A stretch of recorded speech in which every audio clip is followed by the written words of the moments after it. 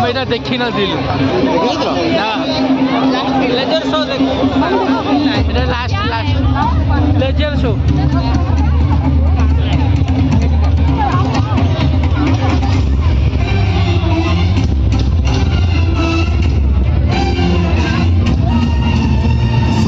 चक्र पूर्व देशगुड़ी और पतन पूर्व एक धराधुरी एक कहानी विद्यमान था जहाँ हेउछि धर्म साहस एवं भाग्यर संज्ञा बहन करुतिला आमर आपणार प्राचीन भूमि भारत मार कहानी जुगर प्रलंबित प्रतिध्वनि मध्य जड़े दिव्य मार्गदर्शक निज दिव्य उपस्थिति रखिथिले श्रीकृष्ण संतुलनर रक्षक सत्यर स्वर महाभारतर महायुद्ध से मानव जाति को शिक्षा देथिले जीवन निजे एक युद्ध अंधार एवं आलोक मध्य कर्तव्य एवं इच्छा मध्य समय बीतवा सहित एही पुण्य भूमि रे स्पंदित होइथिला कृष्णक शिक्षा जमुना कूलरू पुण्य तोयारू महानदीर विस्तीर्ण शଯ୍या पर्यंत जोठारे बंगोपसागर विराम जलराशि एक भूखंड को चुंबन साहस करुणा सहित फेंटी होई रहिथिला एवं जेउठी यात्रा केवल समुद्रर ढेउ चिरी नुहे बरं एक वैभवपूर्ण समयर सूत्रपात करिथिला से महान भूखंड को कलिंग कुहा जाउथिला योद्धा एवं साधव मानकर गर्वित भूमि यार अधिवासी समुद्र मध्य बोईत मिलाई यात्रा करुथिले विजय पाई नुहे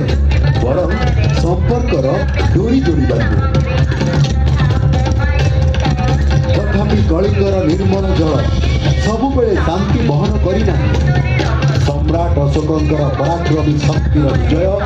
यार नदीर जल को रक्तरंजित करथिला तथापि एही माटी सम्राट अशोक शक्ति उपरे शांति और विजय उपरे करुणा देखिथिले अनुभव करथिले युद्धर पाउंस गदारू शांतिर वार्ता बौद्धवादर आलोक उदित होइथिला विजयर बाना उड़ाउथिबा सम्राट अशोक परिशेष भगवान बुद्धंक पथ ग्रहण कले चंडाशोक हेले धर्माशोक युद्ध भूमिर भेरी शब्द परिवर्तित होइथिला धर्मर मृदु शांत स्निग्ध उच्चारण अस्त्र शस्त्र विकटाल शब्द बदल सुविला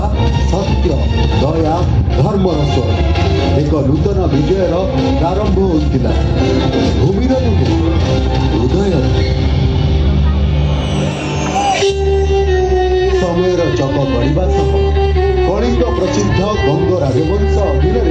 यार सुवर्ण जुगरे प्रवेश करे गंगारू गोदावरी जाए राजत्व करुवा महान अनंत वर्मन चोड़गंग देवंक काल शीर्ष को छुई पारिथिला प्रचंड भक्ति और आत्मार प्रतिवेदन स्वाक्षर पुरीर महान जगन्नाथ मंदिर निर्मित होइथिला एकता विश्वास एवं दिव्य कारीगरी प्रतीक जहाँ ओडिशार स्पंदन और स्वाभिमान भाव आज भी ठिया होइछि चोड़गंग देव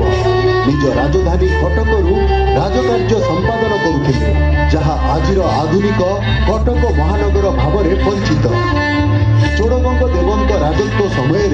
पुरीर पवित्र नगरी समृद्ध होइथिला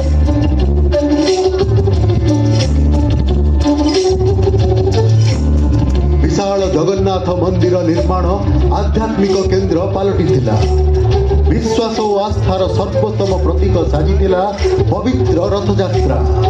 एशिया तथा विश्वर सर्वबृहत उत्सव मध्यरु अन्यतम जोठी चतुर्धा मूर्ति निजे दिव्य रथरे आसीन होई पथरे विजे करती पथरे रथ गड़ी चले मणिमांक दिव्य डाकरे कलिंगर हृदय विराजमान करे एठी ठाकुर दूर न थांती लोकों भितरे लोकों सह मिसी आगु को चलती रथरे बसी न थाए किछि प्रतिबंधक न थाए कटकणा थाए केवल विश्वास आउ विश्वास।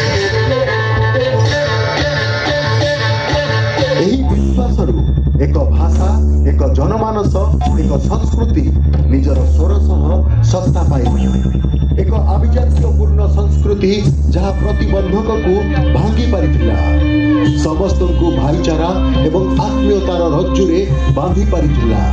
ଠିକ୍ ଯେମିତି ବାଇମୁଣ୍ଡି, ଯାହାଙ୍କ ଉଦାରତା ଏବଂ ପରୋପକାର ମଧ୍ୟରେ ଏକତାର ଏକ ନୂଆ ମୂଳଦୁଆ ପକାଇ ପାରିଥିଲା।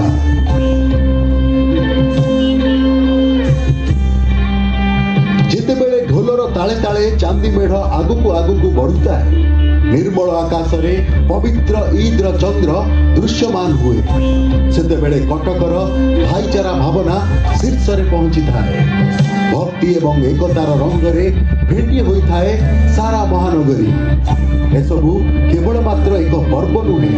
ଏହା ହେଉଛି ଏକ ଭାବନା ଯେଉଁଠି ପରିବାର ଏକ ହୁଏ, ବନ୍ଧୁମାନେ ମସଗୁଲ ହୁଅନ୍ତି ଖୁସି ଗପରେ, ଆଉ ଅପରିଚିତ ମୁହଁରେ ଖେଳିଯାଏ ଭାଇ ପରି ହସର ଧାର।